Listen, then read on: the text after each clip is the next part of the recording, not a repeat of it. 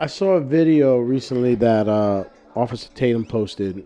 It was a he said the dude didn't even try, right? He just put on a wig, some booty shorts, and a little purse on the side. He goes to McDonald's, like construction hands, tattoos, like zero effort to try to even present as a female, and goes to the female bathroom. I'm transgender. Okay? You're a man, I'm a trans woman. You're not a trans woman. You're born a man. I do. What if my daughter was in there and you walk in there? It don't matter. It matters to me. I am a female. You are a man. Right? And the guy saw that. And the guy comes out and he's like, "What if my daughter was there?" Da, da, da. He's like, "I'm trans. I'm a female." Like, and it's like, man, like, nah, bro. If my 7, 8, 9, 10-year-old was in that bathroom, and that dude I'm walking in the bathroom and say, "You need to get the fuck out the bathroom." No, see, that's the difference Like- between me and you. like- See, you're talking. Uh-huh. If I had a daughter, I'm not talking.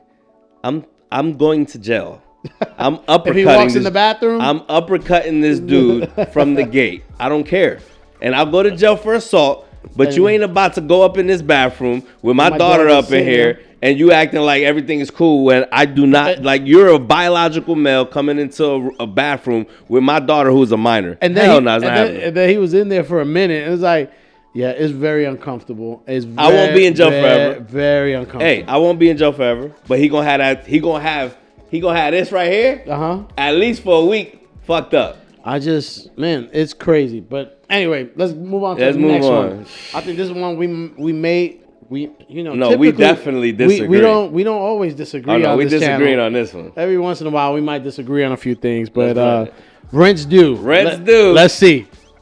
Rent is so expensive that the average minimum wage worker needs either 3 roommates or 4 jobs to afford a 2-bedroom apartment. In fact, there's not a single state in America where a minimum wage worker that's full-time can afford a 2-bedroom apartment. If you live in a state like Arkansas, I used to live there, the minimum wage is like $7.25.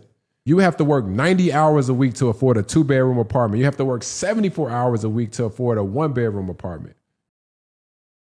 Someone explained to me why we're acting like the workers are the problems when the corporations that are arbitrarily pushing price up on rent, food, laying off workers, all to maximize their profit.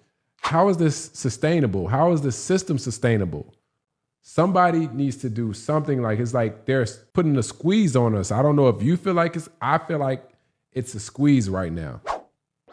Look, let me tell you, my man with his Cuban link and shiny watch, he's not struggling to pay. But he's not talking about himself. Okay. This is not about him. But my point is, and this get me hot, like, if you work a minimum wage job, you should not even think about getting a 2-bedroom. Okay, well, right? even a 1-bedroom. You need to be looking at a $500 a month trailer because for whatever reason, we're all responsible for the decisions we make. If you want to make more than minimum wage, you have to do something. But if you do zero, you have to accept the facts. You're not going to be able to afford a 2-bedroom. You're not going to. There's some 1-bedrooms you might be able to afford. You might need a roommate. That's facts. I think what I said earlier is like, oh, so we're going to give the minimum wage worker $20 an hour? What incentive are we giving? Like, oh, let's give the welfare recipient more welfare because that's going to motivate them to get out of welfare. Like, it's counterproductive. Like, inflation causes rents to go up, right? We're in that stage right now. Hey, if you're making $7.25 an hour, you better do something. Hopefully you got some kind of car where you can do Uber Eats, do extra. Guess what? Yes, you're going to have to get a second job to make additional income, and hopefully you can do something where you can make, but at the end of the day, it's on you, right? So I don't think the theory of like, no, yeah, you should make minimum wage, like the least skilled type position of work, and be able to afford a 2-bedroom apartment or a 3-bedroom apartment. Like, that doesn't make sense to me. Well, I completely disagree with you. Okay. 100%. Because at the end of the day, how is that conducive to the progress of this country if somebody that's making minimum wage can't even afford a 1-bedroom apartment? They can't even afford a studio apartment. We live in Georgia. a studio apartment is roughly around $1,300 a month. Somebody making minimum wage, $7.25, $7.50, whatever it is here in Georgia, they won't even be able to afford to eat after that, even if they work 40 hours a week, which is a full-time they might job. make $1,200. $1,200 a month, and rent is 13, 12, 13. Because I've already looked it up. I've seen it. Studios, not a one-bedroom apartment, a studio apartment. So yes, you got to have 1 or 2 roommates. Now, what if you're not able to get a roommate? So my point is, if you're trying to have a country of people that are doing well, and you don't want people to be struggling in your own country, in the United States, you don't want people to be poor.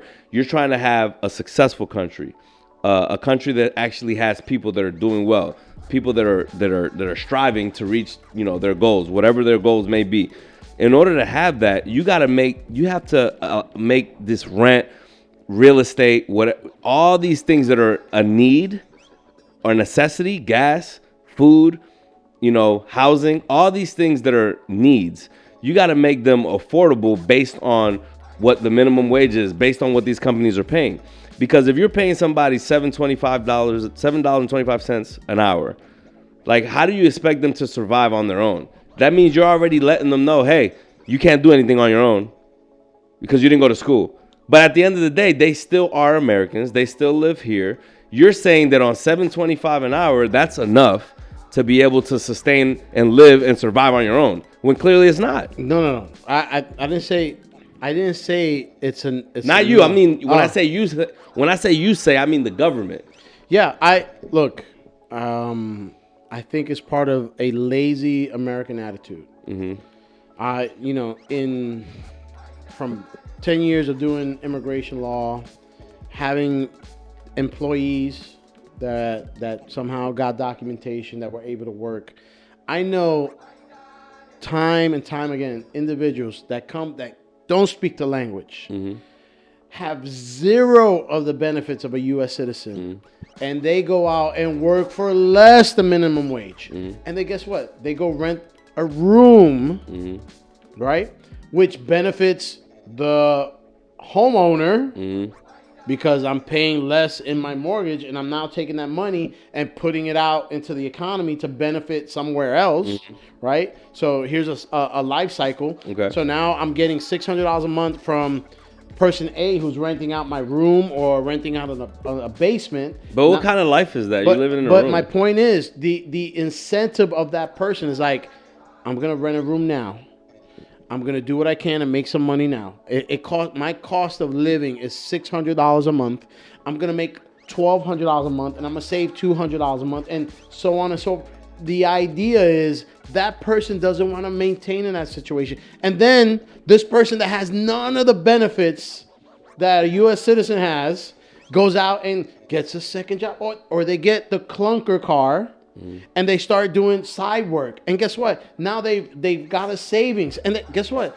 They buy a machine that helps them paint faster. And now they're painting. And guess what? Now they get a contract. That's the way. If you're making minimum wage, that's the way you should look at things. Not to say, oh, I make minimum wage. Government, please help me. I can't do nothing for myself. I'm glad you said that, because see, now you sound like a conservative. You don't sound like a liberal right now. Liberals want the government to give them everything. You're over here siding with what my views are. The only part that I agree with what he's saying is the simple fact that when you look at it at face value, okay, you got a minimum wage. A lot of people are actually working for minimum wage. I think that if you increase the minimum wage, that would make it easier for somebody to get a piece of crap apartment, 1 bedroom by themselves. You can't even get a piece of crap 1 bedroom apartment at $7.25 an hour. You can't. It doesn't exist. No. I've been into the hood. And it's about roommates. The whole salary is what they're going to spend on a piece of crap. You see what I'm saying? So I think that if you increase the minimum wage, which $15, $18, $20 an hour, I think that will help people that are working minimum wage, that didn't go to college, that don't have an education, because a lot of these jobs, they're only paying minimum wage and they're saving a ton of money. For example, McDonald's is a multi-billion-dollar company, but yet they're paying their employees minimum wage. A lot of them. A lot of the cashiers are making minimum wage. But why? If you make all this money, you can afford to pay them more than minimum wage. That's an example. Now, I know some of these fast food joints are paying more than $7.25, but I know there was a point in time where McDonald's was paying minimum wage. And a lot of these fast food places pay that. But I think that if you start paying people a little bit more to help them be able to just survive, it's not even strive, just to be able to live on their own, because they didn't get a lot of these people didn't even get a high school diploma. A lot of them just got a GED. Okay, cool. You know what I'm saying? But allow them or give them the opportunity to at least, with your salary that you're paying them, to at least be able to live on their own without having to have 15,000 roommates. No, I think no. If that's all you can afford, and that's what you accept, and that's what it is, that those are the decisions you make, right? So if you need a roommate or two, that's what you got to do. So and then you need to go ahead and make a plan or do something. But if you sit there and say, "Man, I only make minimum wage," and that's it, yeah, like, no, you got to do something about it. What are you gonna do to improve your situation? Now, hey, capitalism. Mm-hmm. I'm gonna pay the least amount possible to get maximize my profit, right? Yeah, that's true. Let me tell you, $20 an hour is $40,000 a year, $42,000 a year. Yeah. That's more than enough of a living wage. That's someone that's skilled and has position and knows what they're doing. But if all I need you to do is to turn this screw, flip this bird, like skill wise is the minimum. All you got to do is breathe and hopefully show up on time. That's messed up. Like literally skill wise.